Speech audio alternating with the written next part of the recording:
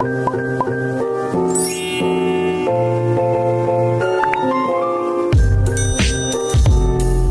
guys, kalian apa kabar? Mudah-mudahan semuanya selalu dalam keadaan sehat ya.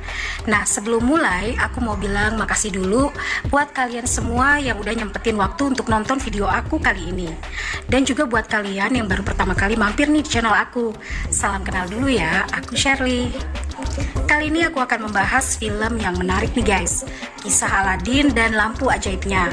Tapi ini versi manusianya ya. Dan pastinya nggak kalah seru kok sama yang kartun. So, nggak usah lama-lama, aku akan langsung nyeritain film ini ke kalian. Eits, tapi sebelumnya aku minta tolong dulu ya guys, bentar aja buat like video ini. Dan jangan lupa di subscribe, terus nyalain juga lonceng notifikasinya, biar kalian nggak ketinggalan sama video terbaru dari aku. Dan biar aku juga lebih semangat ngontennya. Jadi di sebuah negeri namanya Agrabah, ada seorang cowok yang namanya Aladin.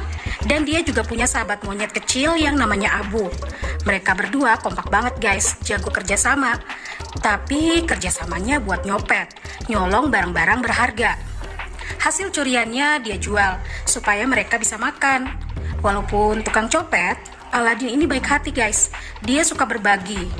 Di sisi lain ada cewek misterius yang gak tega nih ngeliat bocil-bocil yang kelaparan.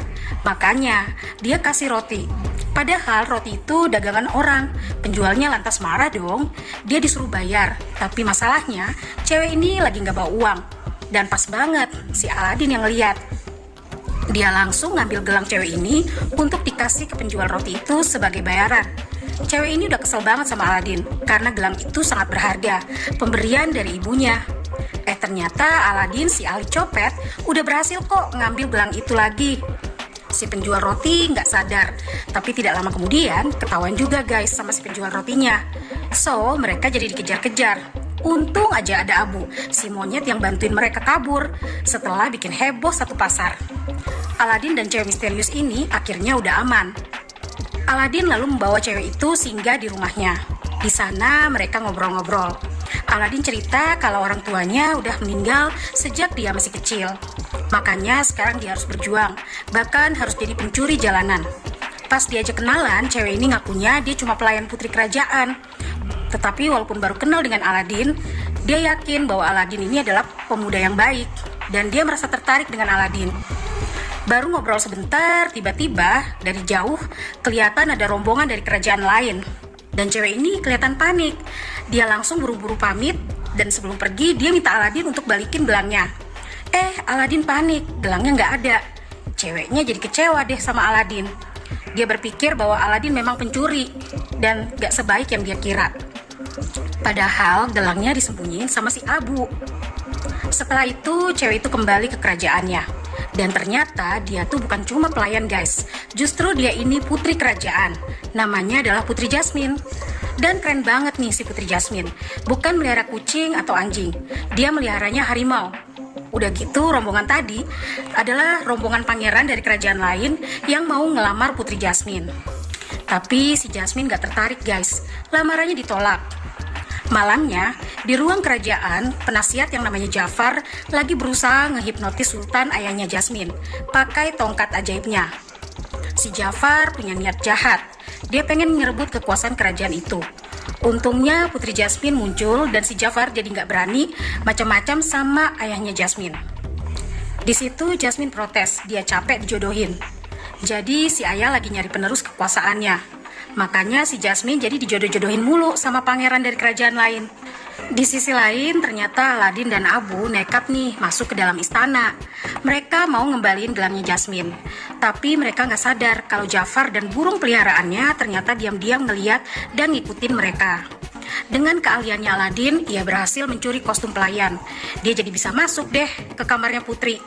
Di sini Aladin masih belum tahu kalau Jasmine ini bukanlah seorang pelayan, melainkan seorang putri.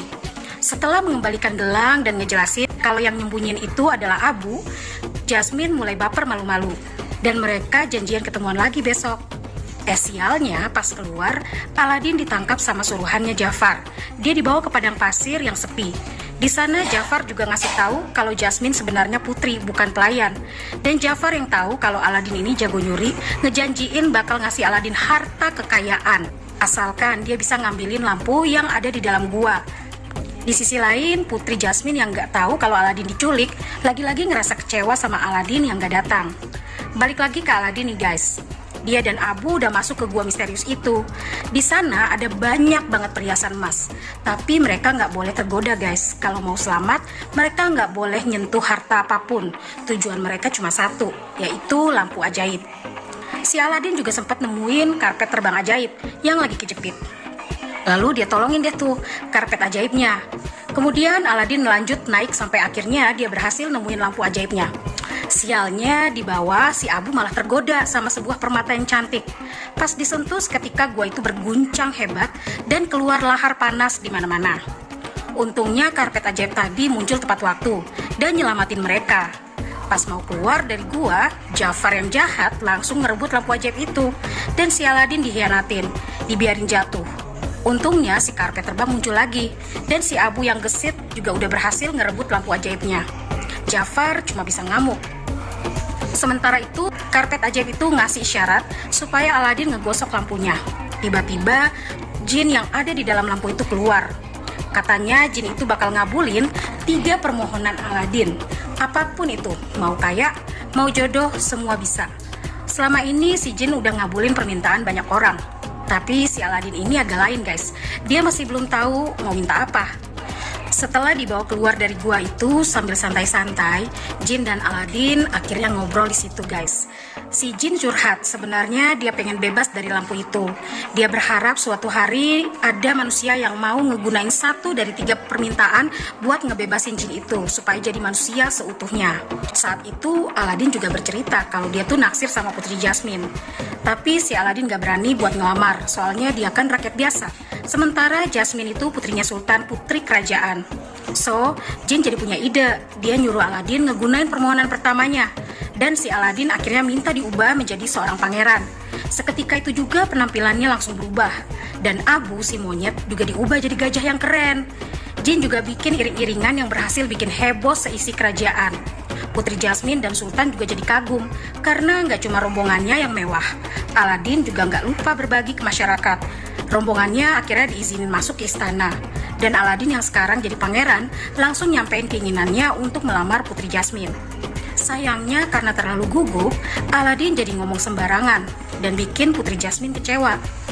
Malamnya Jafar si pengawal jahat nemuin Aladin. Dia ngajak kerjasama buat ngerebut tahta kerajaan itu. Dan karena si Aladin gak mau, lagi-lagi Jafar ngegunain kekuatan sihirnya. Untungnya Om Jin datang dan ngajakin Aladin untuk segera pergi ke pesta. Di situ Aladin akhirnya nyamperin Putri Jasmine untuk minta maaf. Dan dia juga diajakin dansa, padahal dia kaku guys. Untungnya ada si Om Jin, dan sihirnya bisa ngebikin Aladin jadi joget-joget sendiri. Tapi sayangnya di pesta itu, Aladin dan Jasmine gak sempat ngobrol banyak. Maka akhirnya si Jin nyusun rencana. Si Jin berhasil ngajakin pelayan Putri untuk jalan-jalan. Sementara Aladin akhirnya berhasil berduaan sama Putri Jasmine. Di kesempatan itu, Aladin ngajakin Jasmine buat kabur pakai karpet ajaib. Jasmine benar-benar kaget karena dia kira karpet terbang cuma ada di dongeng. Karena selama ini dia selalu dilarang oleh ayahnya buat keluar istana. Makanya dia harus sembunyi-sembunyi. Dan dia senang banget bisa ngelihat pemandangan negeri yang indah itu dari atas. Dan sampai akhirnya pas ngobrol-ngobrol, Putri Jasmine nanyain identitas Aladin yang sebenarnya. Si Jasmine bingung, sebenarnya Aladin ini adalah seorang pencuri jalanan atau pangeran. Di situ Aladin malah berbohong guys. Katanya kalau dia itu adalah pangeran asli yang nyamar jadi pencuri buat ngelihat keadaan masyarakat di sekitar situ. Putri Jasmine percaya dan akhirnya dia dianterin balik ke istana.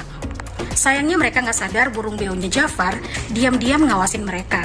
Benar aja guys, besoknya Jafar yang udah tahu kalau Aladin ini sebenarnya pencuri, langsung nangkep Aladin dan ngancem bakal ngejatuhin dari ketinggian. Kalau dia mau selamat, Aladin harus nyerahin lampu ajaibnya. Karena Aladin tahu kalau Jafar ini punya niat jahat untuk menguasai istana, Aladin nggak mau nyerahin lampu ajaibnya. Dan akhirnya dia dibuang ke laut. Untung Abu langsung jatuhin lampu ajaib dan Aladin ngucapin permohonan keduanya supaya dia bisa selamat. Nah, Aladin masih punya satu permohonan terakhir. Sebenarnya di sini Om Jin berharap Aladin bakal membebasin dia. Sayangnya, Aladin bilang dia memakai permintaan terakhirnya untuk nikahin Putri Jasmine. Di situ si Jin kecewa. Mungkin memang gak ada manusia yang mau ngasihin permintaan terakhirnya buat ngebebasin dia. Setelah itu Aladin dan Jasmine mau ngebongkar semua kejahatan Jafar ke hadapan Sultan. Jafar masih berusaha mempengaruhi Sultan pakai tongkat ajaibnya. Untungnya Aladin sadar dan segera ngerebut tongkat ajaib itu. Lalu dia langsung hancurin tongkat ajaibnya. Seketika itu juga kekuatan sihirnya hilang. Jafar akhirnya berhasil dimasukin ke penjara. Sialnya peliharaan burung bionya yang setia berhasil merebut kunci penjara. Jafar jadi bisa kabur.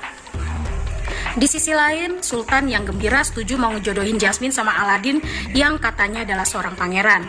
Di situ Aladin sebenarnya sudah mau jujur kalau dia adalah seorang rakyat biasa, tapi dia ragu karena Aladin juga nggak mau kehilangan kesempatan untuk bisa nikahin Putri Jasmine.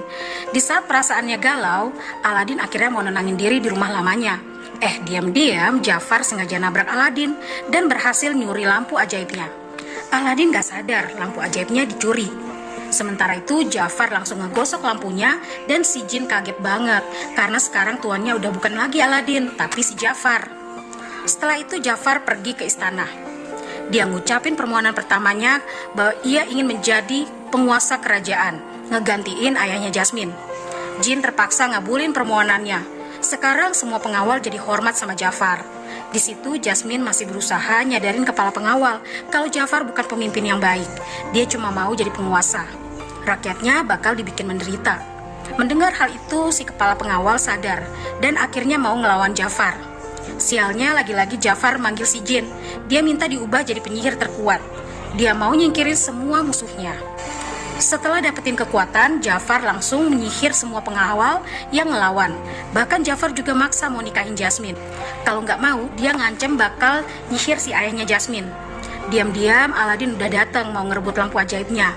Sialnya ketahuan dia sama si Jafar. Identitas Aladin yang sebenarnya bukan pangeran pun juga terungkap.